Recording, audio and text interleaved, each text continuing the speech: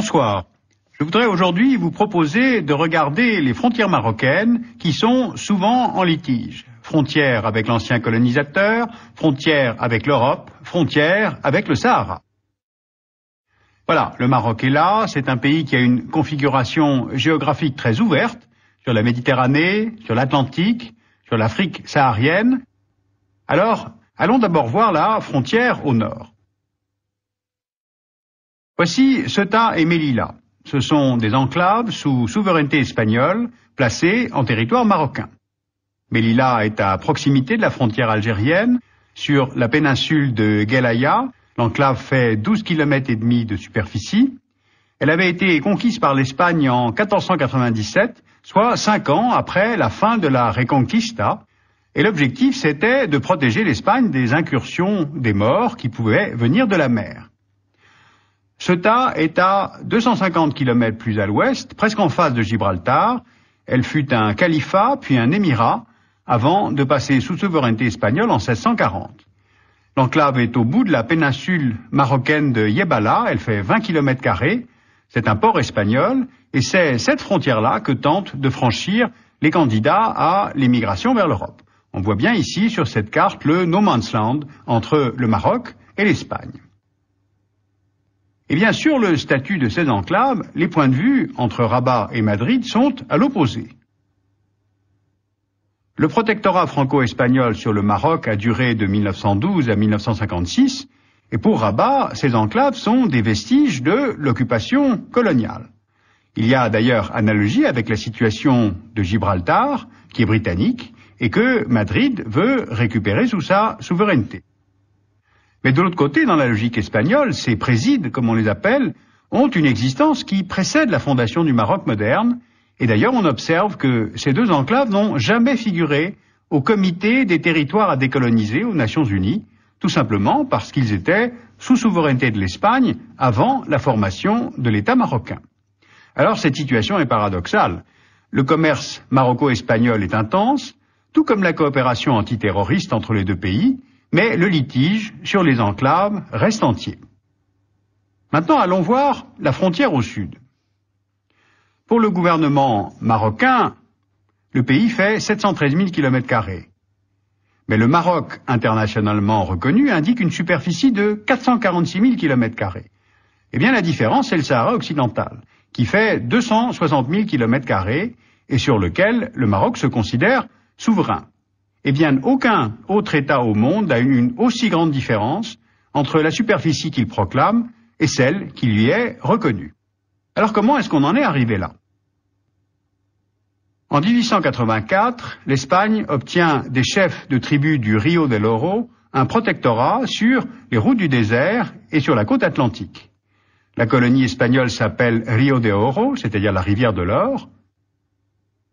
Et dans le climat de décolonisation générale de l'après-guerre, cette souveraineté de l'Espagne sur le Sahara occidental est contestée de toutes parts. Par les Bédouins qui habitent le Sahara occidental, par la Mauritanie voisine qui estime que le Sahara occidental est peuplé de tribus nomades de même origine ethnique que les Mauritaniens, et par le royaume du Maroc qui estime que son territoire est un État non reconnu dans ses droits historiques, des droits que vous voyez représentés sur cette carte d'un grand Maroc. Car historiquement, les sources de richesse du pays, notamment l'or, sont toujours venues du sud. Les caravanes partaient des mines d'or situées entre la boucle du Niger et le fleuve Sénégal, puis transitaient par le Maroc. D'où une certaine propension à vouloir contrôler ces axes de commerce entre le continent africain et la Méditerranée. La première prise de contrôle de cette route date de la dynastie almoravide au XIe siècle. L'empire almoravide fut l'un de ces grands empires musulmans à cheval sur les deux rives de la Méditerranée. Il s'étendait sur une grande partie du Sahara au sud et jusqu'aux 2/3 de la péninsule ibérique au nord. Eh bien, c'est sur cette vision historique que le Maroc, au départ de l'Espagne, veut annexer le Sahara occidental. Mais il y a aussi les richesses minières. Le sous-sol de la partie nord-ouest du territoire contient presque 6 milliards de tonnes de réserves en phosphate, ce qui donne au Maroc les 3e réserves au monde. Le phosphate, cela sert à l'industrie chimique pour les engrais ou les lessives, et il y a là, en plus, des mines de cuivre, de fer et des côtes atlantiques parmi les plus poissonneuses au monde, d'où l'intérêt économique de ce territoire. Sauf que le Maroc semble avoir comme oublié qu'il y avait des habitants au Sahara occidental. Alors qui sont-ils, ces Sahraouis? Les Sahraouis sont des nomades d'origine berbère, d'origine arabe et d'origine africaine. Ils sont appelés fils des nuages car ils cherchent la pluie pour fournir des pâturages pour leurs chèvres et leurs chameaux.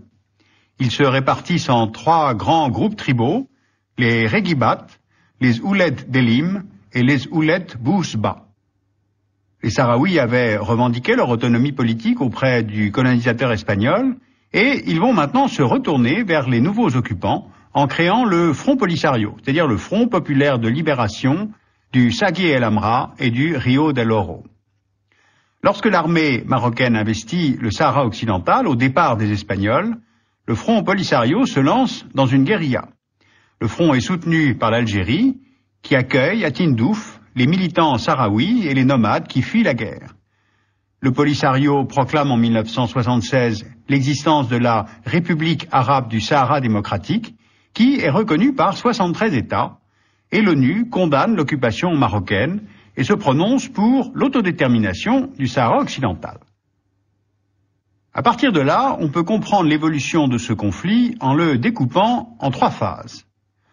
Pour empêcher les raids conduits par le Polisario, l'armée marocaine construit un mur de sable renforcé par des champs de mines.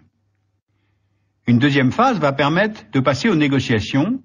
Un cessez-le-feu est signé entre le Polisario et le Maroc en 1991 grâce aux Nations Unies et Rabat accepte l'organisation d'un référendum sur l'autodétermination du Sahara occidental sous le contrôle de l'ONU. Troisième phase, pour voter, il faut recenser.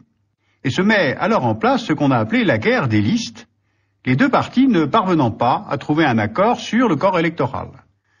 Le Maroc veut compter plusieurs tribus installées dans le sud marocain, soit à peu près 65 000 personnes de plus à recenser, ce que refuse le Polisario, estimant que leur vote est gagné d'avance pour le rattachement au Maroc. Les Nations Unies ont tenté de relancer le processus en confiant plusieurs missions à l'ancien secrétaire d'État américain James Baker, qui a finalement interrompu sa médiation en juin 2004. Alors où en est-on aujourd'hui? Eh bien pour le Maroc, le Sahara occidental est marocain, comme d'ailleurs l'affichent toutes les cartes officielles du pays. La région s'inscrit dans les 16 régions administratives qui forment le royaume.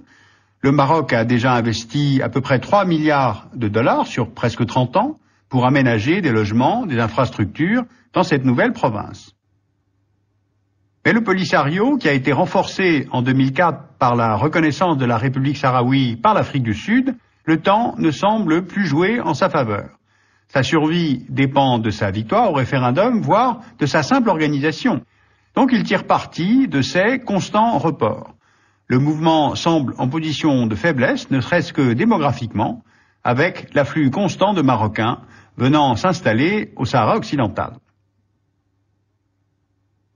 Alors chaque parti préfère en fait attendre plutôt que de courir le risque d'être battu au référendum. Au sud, la poursuite de ce statu quo arrange en fait tout le monde. Or, des frontières incertaines, ça favorise des courants islamiques politiques pour qui l'État n'a pas de légitimité absolue, puisqu'il voudrait accéder à une nation islamique dans un Maghreb unifié. Et au nord, ces enclaves espagnoles sont des territoires européens. Ce sont des voies pour le passage de la drogue, pour le trafic humain, avec des milliers de victimes chaque année, et cela concerne directement la politique de migration de l'Union européenne. Or, Madrid est indifférente à la contradiction. Elle ne veut pas céder Ceuta et Melilla au Maroc, alors qu'elle réclame Gibraltar au Royaume-Uni.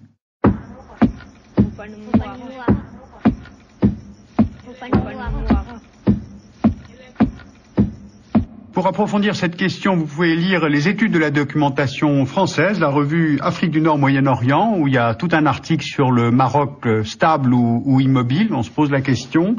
La revue Population et Avenir, dans février 2006, a tout un article sur l'immigration africaine et leurs causes multiples, avec un article sur la situation à Ceuta.